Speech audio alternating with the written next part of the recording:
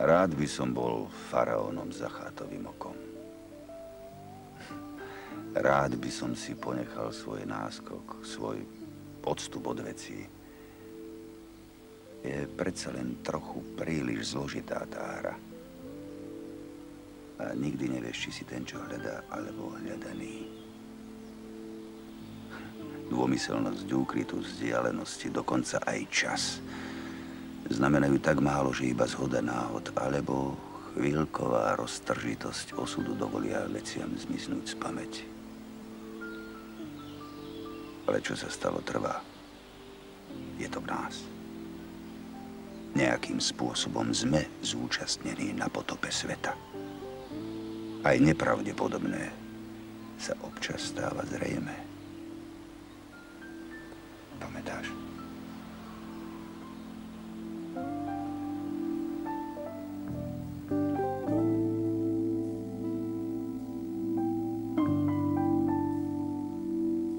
Poézia to nie je ako sviečka, ktorá horí a pomaly dohára. Poézia to je skôr oheň, ktorý zblkne, zahasne. Znova sa ho podarí podpáliť. A často človek zhorí v ňom. Ja som mal s písaním odjak živa ťažkosti. Možno, že moji čitatelia majú zasa ťažkosti s čítaním, ale to už je iná vec. Čím dlhšie človek píše poéziu, tým ju píše obyčajne ťažšie. Čím viac vie, tým viac si uvedomuje, že to, čo vie, je málo. A že veci, ktoré sa zdali prosté, sú zložité. A že naopak cez zložité veci sa dostávame k tým jednoduchým.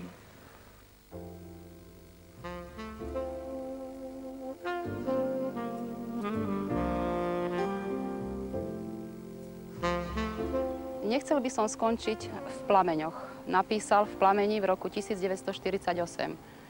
To bol 20-ročný Miroslav Válek očami Miroslava Válka. Už vtedy ironický, hravý, skeptický, s intelektuálnym odstupom. Paradoxne, takmer v nich skončil po revolúcii 1989, keď plamene slobody niektorí pokladali za plamene inkvizície. Až Válková smrť v roku 1991 primela Milana Rúfusa, aby na margo jeho tvorby a osobnosti preriekol tieto rozvážne slová. Smrť si prišla po básnika v čase, ktorý ešte nemá na to, aby si vytvoril o ňom presný a spravodlivý obraz. V čase, ktorý opäť raz kompletne zatracuje minulé a povrchne prisahá na budúcnosť. Válek posunul slovenskú poéziu smerom k budúcemu. A uspel. Pravdaže? Všetko ostatné už bude súdiť čas. Ale dovolím si zopakovať. Ten čas dnes ešte na to nemá.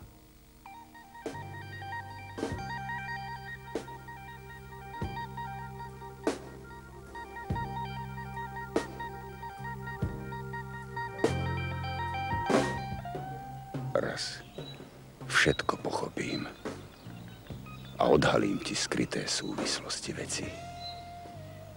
Poď, vyjdeme do tmy. Počúvať pôrodné bolesti tráv, krutý krč koreňov, praskanie buniek, vírenie štiav. Už všetkému rozumiem. Ako by sám som bol trávou. Polož si ruku na chrbát noci. Počúvaj dobre, čo vraví. Nič. Iba oheň a dážď.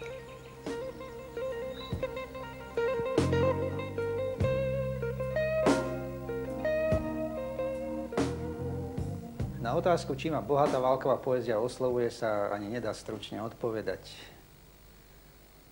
Oslovuje ma svojou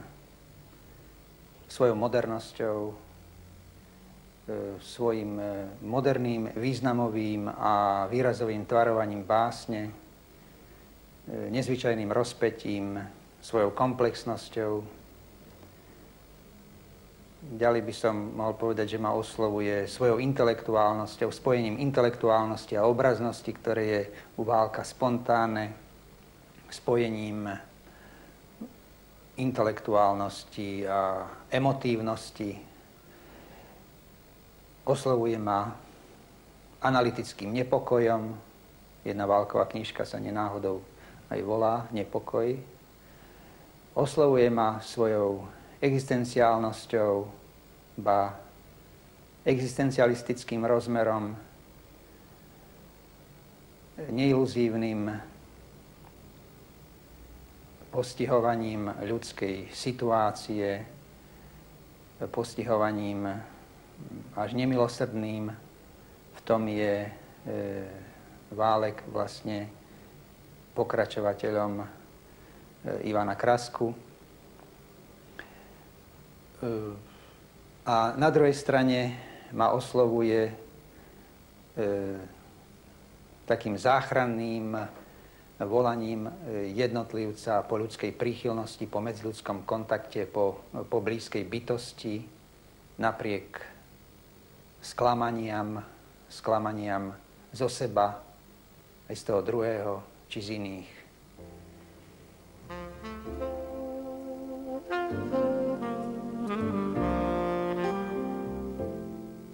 A nad soľ vzácnejšie sú pre človeka nite. Keď nemá čím, by prišiel záplatu na to, čo bolí, čo má zostať skryté. Jak chromá ruka pod rukávom kabátu. 1000-krát zamkni všetko, čo ťa trápi. Do krvi zamkni slovo plačúce. Zo živej vody rozumu sa napí. Na jazvy nehľaď na srdce. Tým, čo ťa ľúbia, pre ich lásku luhaj. Rozkolíš zvony poézie v nociach tesknoty. Na nebi smutných vidí ako dúha nad cudzím srdcom, ktoré nenúti.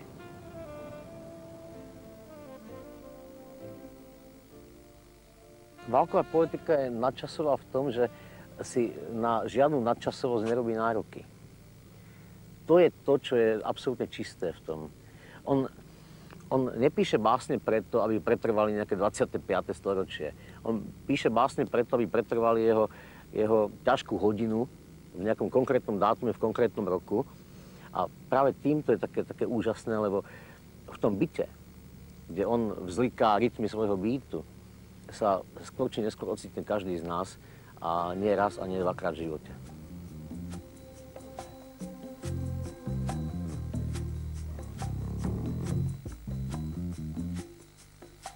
Videl som vtáka s purpurovým perím. Mám oči plné krásnych dizonancií.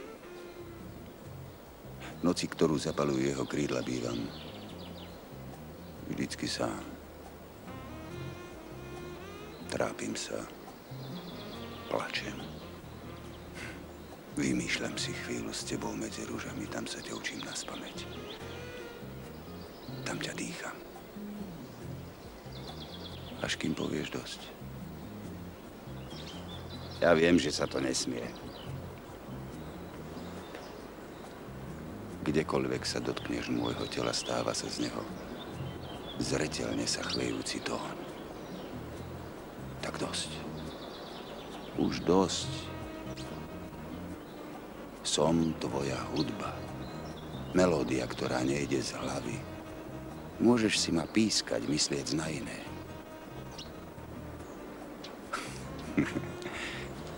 Ty si ma pískaš, myslíš na iné. Mne to nejde z hlavy. Dovol mi usnúť. Dovol mi usnúť, fantázia. Purpurový vták.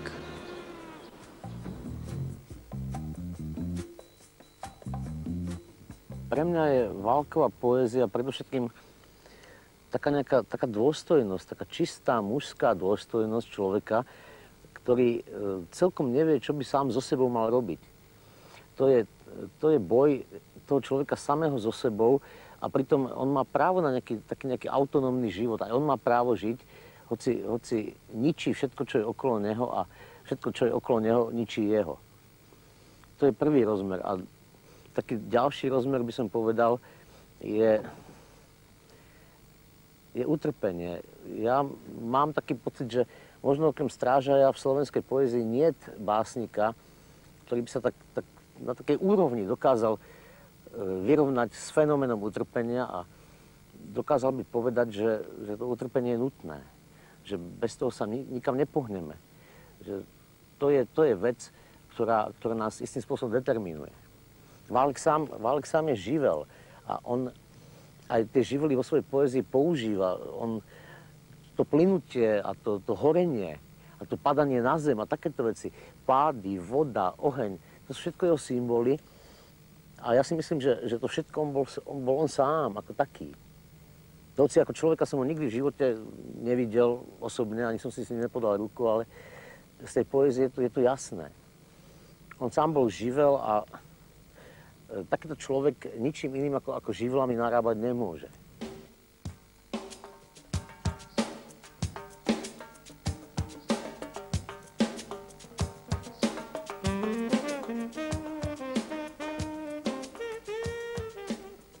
Áno, Válek bol básnik živlov. Sám bol živel, no jeho poézia nie je živelná.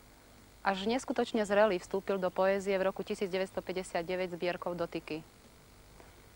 Za jeho života, jeho poéziu ľudia milovali a najvyššie literárne autority, ako napríklad Stanislav Šmatlák či Vincent Čabík, ju vysoko oceňovali a oceňujú dodnes. Ani inflácia slov, ktorú dnes prežívame, nič neubrala na hodnote Válkovej poézie. Práve naopak, Válkové slová žiaria ako drahokam. Čas neubral nič ani z pravdivosti slov Vladimíra Mináča z jeho eseje, ktorú napísal pri príležitosti Válkových 60. narodenín a príznačne ju nazval Báseň ako nevyhnutnosť.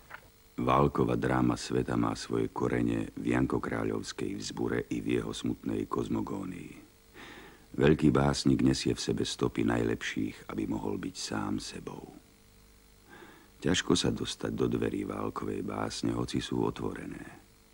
Vstúp do veci a povedz, čo si videl. Básnikov princíp by bol ľahký, keby vstupovanie do vecí nebolo aj zostupovaním do najzraňujúcejších hlbín, keby sám dobre nevedel, že medzi slovom a vecami existuje istá nedomykavosť, nemožnosť definitívneho spojenia.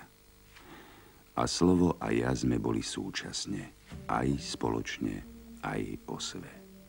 Básnik, alebo skôr jeho báseň, sa pohybuje v mrazivom vesmíre, v ktorom Boh už zomrel a človek sa ešte nenarodil.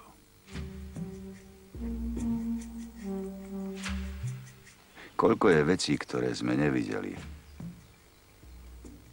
ktoré neuvidíme a pred ktorými sme iba slepcami, zmeteno pobehujúcimi v jazdnej dráhe. Tak plyne čas, tak prejdú povedlá lásky, náhody, príležitosti, priateľstva. Len občas zachytí náš šťastie lesklým blatníkom a padajúc vidíme v ňom svoj nečakaný portrét. Hroznú tvár. Akoby fotografovanú cez zreničku diabla.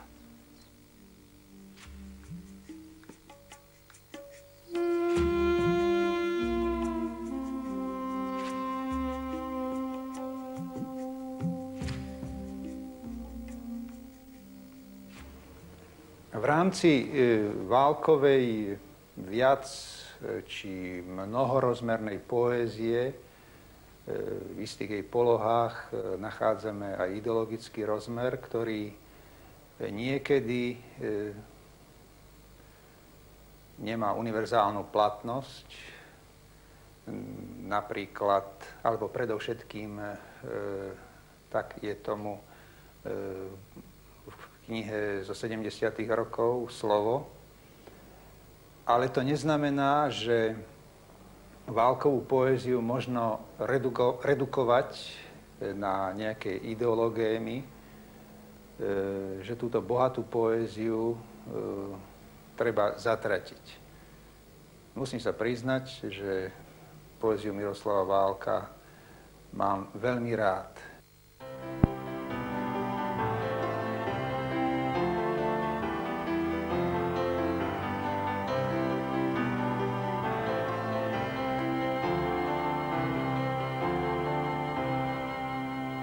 Láska je strašne bohatá, láska dá všetko slúbi, no ten, čo ľúbil, sklamal sa, a ten, čo sklamal, ľúbi.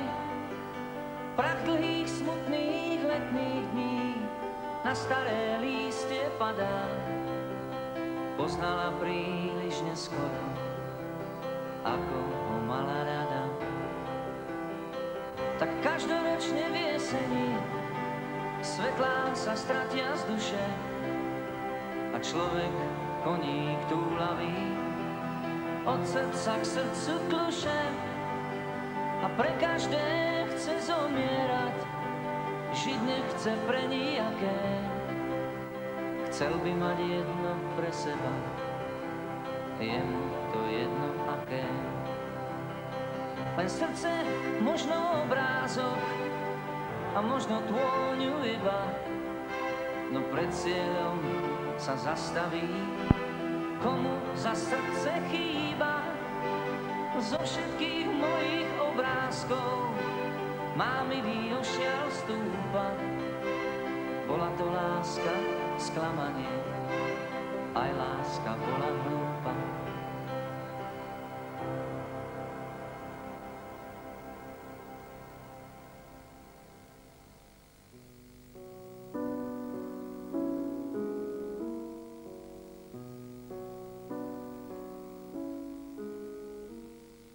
Nevyčítajte mi, že nie som abstraktný model s konkrétnymi krídlami.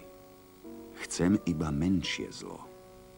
Keď do mňa hádžu kameňom, nehádžem chlieb. Ja chlieb podávam. A podal mi ruku. Od poslednej rozlúčky s básnikom nemám miesta a hľadám jeho popol rozptýlený po krajine. Popol je čistý immaculatus, nepoškvrnený.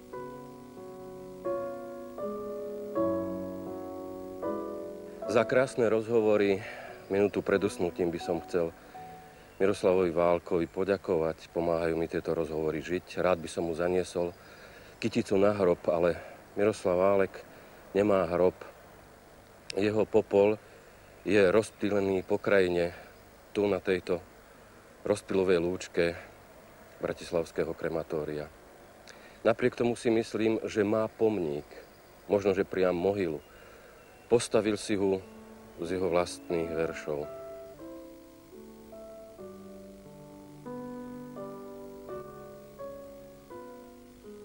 Smrť, ktorá má tak rada bezvetrie, že každé naše dýchnutie ju bolí v chrbte.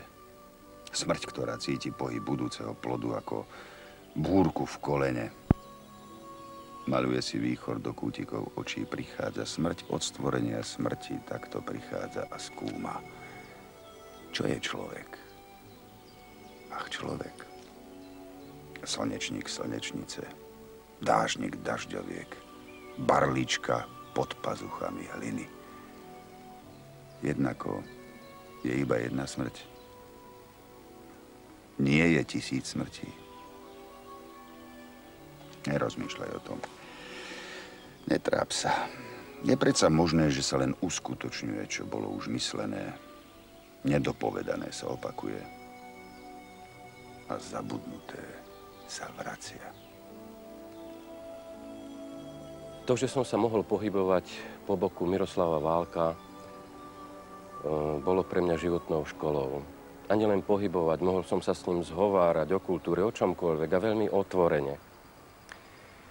A vlastne tým mi prirástol k srdcu. Prirástol mi k srdcu svojim kompiúterovým myslením a paradoxne k tomu až priveľmi mäkkým srdcom. Pre mňa sa stal vynálezcom pohľadov, objaviteľom súvislostí. V čomkoľvek, o čom sme sa zhovárali, čo sme robili, ako by zabudal na seba. Svoje bolesti vkladal do poézie, občas mi čosi o nich aj povedal, a inak sa permanentne pohyboval medzi rizikom a konfrontáciou. Spomínam si, keď som nastúpil k nemu do funkcie tlačového tajomníka, bolo to 15. septembra 1982. Prijal ma vo svojej pracovni veľmi tak spontánne, s úsmevom, posadil ma do kresla a hovorí: no, dúfam, že viete, čo je vašou prvoradou povinnosťou.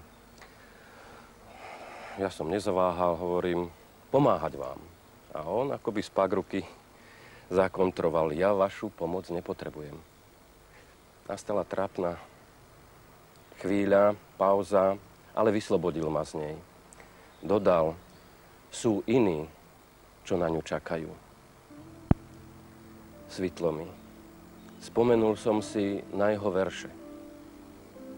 Cudzí osud, nech ťa bolí viac než vlastný. V živote i v básni. Válek bol aj komunista. Zároveň bol aj disidentom vo vnútri strany. K smrti rozúroval pezlarovských aparátčikov. Rozúrovali ich jeho verše v poeme Slovo o podvodníkoch s legitimáciou strany. Ale v poeme Slovo sú aj iné verše. Verše o pravde. Hovor vždy pravdu. Aj keď slovo vyhýbavé bolo by práve lákavé. Nepridávaj ho k veciam ako cukor ku káve. Hovor pravdu, aj keď oči kole. Pravdy holé bývajú často horké. Nezníš sa nikdy k výhovorke. Čím viac vieš, tým buď menej chladný. Cudzí osud nech ťa bolí viac než vlastný. Nedaj ho ako cenu do tomboli. Vec. Žiješ, aby iní boli šťastní. Aká je to pravda podľa Válka? Ako k nej dospieť? Kde ju vziať? Pravda sa rodí v sporoch. A ak ide o spory, ktoré majú riešiť vážne a dlhodobé záležitosti, stojí za to podstúpiť riziko, že v zápase o ňu dočasne prehráme. Že sme sa mýlili. Veď poznať svoj omyl a napraviť ho je vlastne tiež výhra. A intelektuáli? Umelec má v tomto zmysle naozaj vždy hovoriť pravdu. Miroslav Válek sa o to pokúšal. Aj ako politik, aj ako básnik. Prirodzene, s rizikom omylu.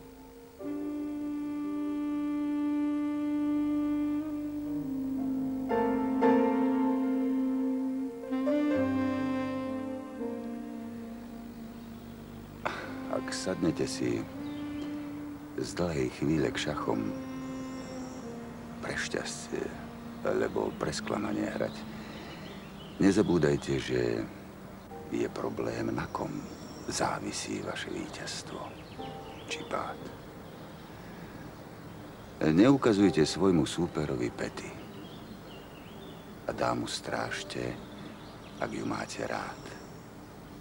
Nepúšťajte ju samú na výlety. Neviete nikdy, čo sa môže stať. Nakoniec sa to zvrtne na zákone, že silu umu zdolá sila zrád. V partii často vyhrávajú kone. Jedine kráľ však môže dostať mat. Niektorí rýchlo kvasení demokrati s krátkou pamäťou, keď sa hovorí o Válkovi, okamžite majú jeden argument po ruke. Sviečková manifestácia v Bratislave a účasť Miroslava Válka. Keď sa ho po novembri 89 na chodbách Slovenského parlamentu pred vyšetrovacou komisiou spýtala televízna moderátorka na to, či bol zákrok polície proti demonštrantom primeraný, Miroslav Válek jej odpovedal: zle položená otázka. Spýtajte sa ma, či bol potrebný.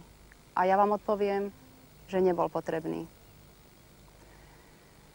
Menej sa už hovorí o tom, ako Miroslav Válek vo funkcii predsedu Zväzu československých spisovateľov v roku 1989 v máji podpísal stanovisko, ktoré bolo fakticky protestom proti odsúdeniu Václava Havla. Toto bolo stanovisko Zväzu československých spisovateľov, no však UVKSČ neumožnilo, aby bolo v časopise Kmen publikované. Miroslav Válek kópiu tohto stanoviska zobral, podpísal ho vlastným menom a rozoslal všetkým členom Zväzu československých spisovateľov. Zväz nesúhlasí s názormi Václava Havla, ale obhajuje jeho práva na ne. Zväz československých spisovateľov dáva prednosť politickej argumentácii a dialógu pred represiami. Je potrebné usilovať o trpezlivý celospoločenský dialóg a vytvoriť jeho právne garancie. Mierou politiky je a bude v poslednej inštancii vždy človek. Praha, 23. mája 1989. Podpísaný Miroslav Válek, predseda Zväzu československých spisovateľov. Na margo doby, v ktorej Miroslav Válek aktívne žil a pôsobil, často hovorieval: áno, robíme zlé veci, aby sme zabránili ešte horším. Po jeho smrti básnik a kňaz Svetloslav Weigl vydal svoje svedectvo. Miroslav Válek pomáhal, kde mohol. A pomohol nielen Weiglovi. Jeho smrť každý pociťoval a vnímal po svojom. Napríklad básnik Palo Janík venoval Válkovi báseň príznačne nazvanú Osamelý blesk. Tak. Už si vzlietol k svojim hviezdam smrti, zahryznutý do horiacich vlasov. Noc dlhá ako limuzína nám pláva oproti. Zomreli vo mne predminulé luny, zhasli sa ruže, rozkvitol čierny atrament. Na západe svitá vševidiaci laser a vševediaci heroín. Do záhrady duše prší krv.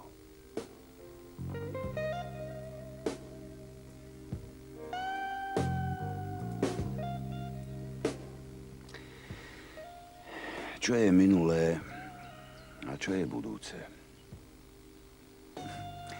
Nerozoznávam zvuk padajúcej vody od padajúcej vody. Som príčinou aj následkom, práve tak ako motýl je budúcnosťou húsenice a húsenica budúcnosťou motýľa.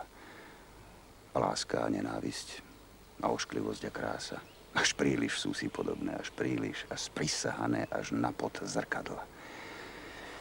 Vyhadzujú na oči každý náš omyl. Neľutuj. Život je iba prenášanie lampy v tmavej miestnosti, vždy trocha svetla z trocha inej strany. Ale je to stále tá istá tvár, ktorú vidíme. Nevrav, čo tušíš. Verím, že vyslovené slovo nakloní vesmír.